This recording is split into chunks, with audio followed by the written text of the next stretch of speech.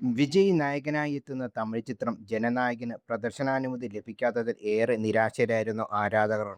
പൊങ്കലിന് തിയേറ്ററിലെത്തേണ്ടിയിരുന്ന സിനിമയ്ക്ക് sensor certificate നൽകാതിരുന്നതോടാണ് കോടതി കയറേണ്ടി വന്നത്. സിനിമയ്ക്ക് നേരിട്ട സെൻസർ കുരുക്കുകൾ ഇതുവരെ അഴിക്കാൻ സാധിച്ചിട്ടുമില്ല. സിനിമയുടെ OTT കരാറിൽ നിന്ന് ആമസോൺ പിന്മാറി എന്ന റിപ്പോർട്ടുകളും എത്തിയിരുന്നു.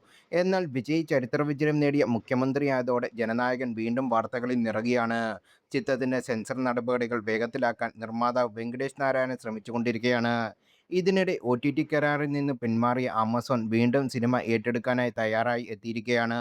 ആദ്യം റൈറ്റ് സ്വന്തമാക്കിയ ആമസോൺ പ്രൈം അവരുടെ തുക 120 കോടിയിൽ നിന്ന് 32 കോടിയിലേക്ക് താഴ്ത്തിയിരുന്നു. ഇപ്പോഴിതാ പഴയ അതേ തുക തരാമെന്ന് പറഞ്ഞ് ആമസോൺ പ്രൈം വീണ്ടും രംഗത്തെത്തിയിരിക്കുകയാണ്.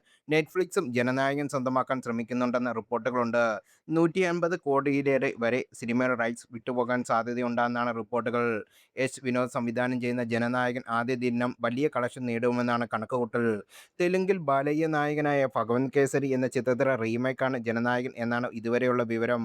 ബോബി ഡിയോൾ, പൂജ ഹെഗ്ഡെ, പ്രകാശ് രാജ്, ഗൗതം വാസുദേവൻ, നരയൻ, പ്രിയാമണി, മമത ബൈജു തുടങ്ങിയ വമ്പൻ താരനിര ജനനായകൻ അണിനിരക്കുന്നുണ്ട്. KBN പ്രൊഡക്ഷന്റെ ബാനറിൽ വെങ്കിട്ട് നാരായണൻ നിർമ്മിക്കുന്ന ചിത്രത്തിൽ ജഗദീഷ് പളനിസ്വാമിയും ലോഹിത് എൻഗെയുമാണ് സഹനിർമ്മാണം.